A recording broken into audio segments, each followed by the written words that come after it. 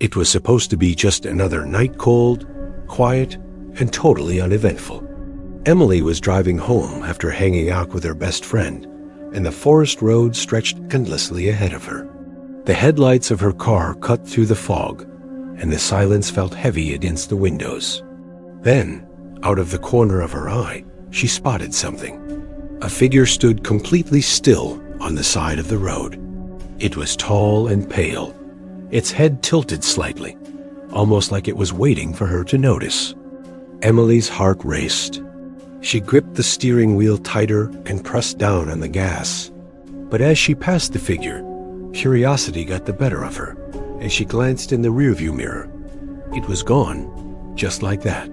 The road behind her was empty, lit only by the fading glow of her headlights. Had she imagined it? Maybe it was just a hitchhiker or someone lost in the fog. Just as she was trying to shake it off, the radio crackled to life. A faint whisper came through the static. "Don't look back." She froze, hand trembling as she reached for the knob, but the station switched back to regular music. Just silence. Emily shook her head, telling herself, "I'm tired. I'm just imagining things." But the unease in her chest was growing. The fog thickened, and the trees loomed on either side of the road, their branches twisting like skeletal hands reaching out. Suddenly, a loud thud echoed from her trunk. She slammed on the brakes, the car screeching to a halt. Slowly, she turned her head toward the back window. Nothing, just fog and trees. Her breathing quickened, shallow and frantic. She told herself to keep driving, just get home. But then she saw it again, the same pale figure, standing right in the middle of the road, blocking her way. This time, she got a better look. It was impossibly thin, with limbs that seemed too long, and its eyes were hollow black voids that swallowed the light. Its mouth stretched into a grotesque smile that felt so wrong. Emily slammed her foot on the accelerator, panic taking over. She couldn't think, couldn't breathe. She drove straight through it, bracing for impact, but there was nothing. No sound, no body, just the empty road ahead. Her phone lit up on the passenger seat with a new message. She grabbed it, hands shaking. The screen read, "Why did you run?" The message wasn't from any number she recognized. She dropped the phone, stomach churning with fear. Her house was only 5 minutes away. 5 endless minutes. Finally, she pulled into her driveway, shut off the engine, and sat in silence. Everything was quiet, too quiet. Forcing herself out of the car, she unlocked her front door. Home, safety. She repeated those words like a mantra. Inside, she locked every window, every door, and turned on every light. The house glowed against the night, slowly calming her racing heart. She walked toward the kitchen, trying to shake off the dread. But then footsteps upstairs, heavy, slow, deliberate. Her blood ran cold. She lived alone. Grabbing a knife from the kitchen drawer, she clutched it tightly, her hands slick with sweat. Every creak from above felt like thunder. She forced herself up the stairs, body trembling. The hallway seemed to stretch on forever. Her bedroom door stood ajar. Inside, the shadows felt thicker, almost alive. "Who's there?" she whispered. Silence. Stepping inside, knife raised, the air turned colder and heavier. Then she saw it in the mirror across the room. The figure stood right behind her, hand slowly reaching for her shoulder. But when she spun around, there was nothing. Her reflection in the mirror was no longer her own. It smiled at her with that same grotesque grin, eyes black and bottomless. Her voice echoed from the glass. "You shouldn't have looked back." The lights flickered, and the last thing Emily heard before everything went dark was a whisper right in her ear. "Now, you're mine." The next morning, sunlight streamed through the gap in Emily's curtains. She stirred, turning away from the cold, empty space beside her. It was just a bad dream, right? Stretching, she sat up, blinking away the remnants of sleep.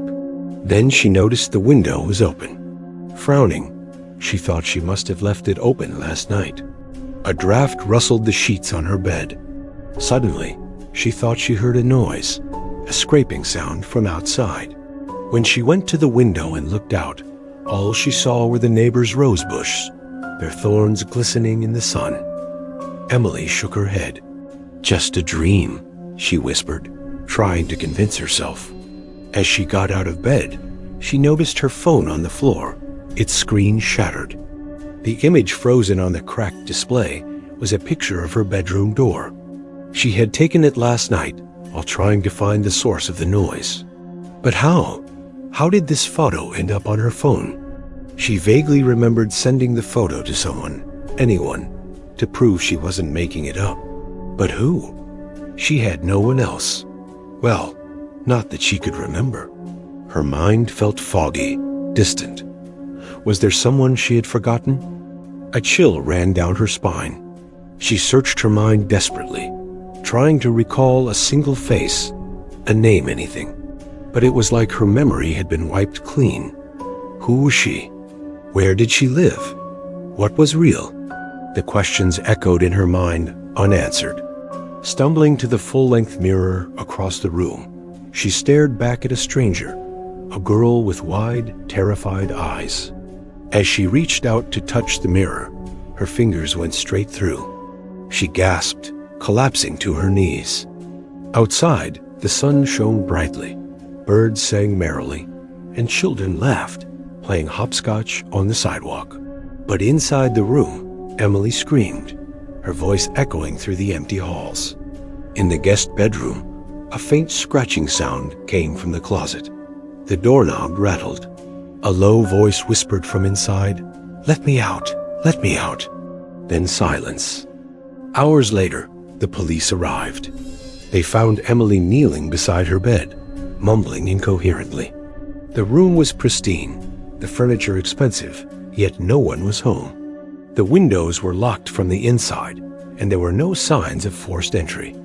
As they led Emily away in handcuffs, the lead investigator noticed a faint set of footprints on the carpet. They were small, childlike. He took a photograph and marked the spot where they ended. At the foot of the bed, under the window, a single white rose lay wilting on the pristine carpet, its thorns glistening in the afternoon sun. Later, at the psychiatric hospital, Emily paced her room restlessly. Her white dress hung in disarray around her legs. She hadn't slept in days.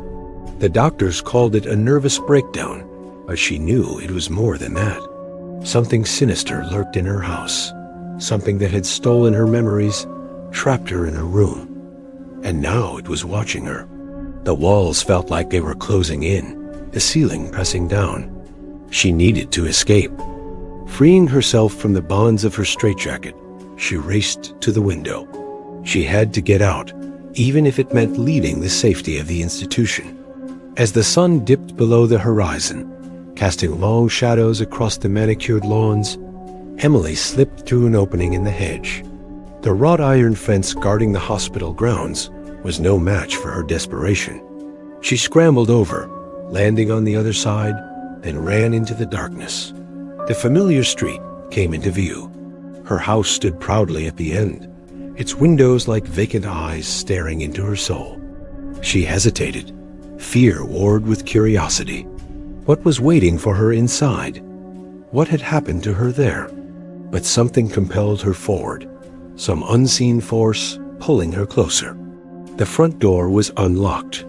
As she stepped inside, the floorboard creaked ominously. "Hello?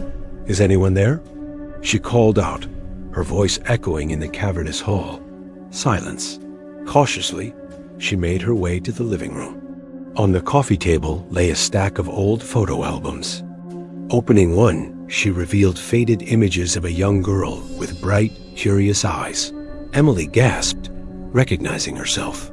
But why couldn't she remember any of this? Flipping through the pictures, she saw him a tall, imposing man with a kind smile, his arm around her tiny shoulders. He looked at her with love in his eyes. Then a woman appeared, her face obscured by the camera lens, but her presence radiated warmth and comfort. A choked sob escaped Emily's lips. She knew them. She loved them. Why had she forgotten? But as she turned the page, the smiles faded, replaced by grin faces and hollow stares. The man's eyes seemed to hold a haunting sadness. The woman's form was shrouded in darkness. And then there was the closet.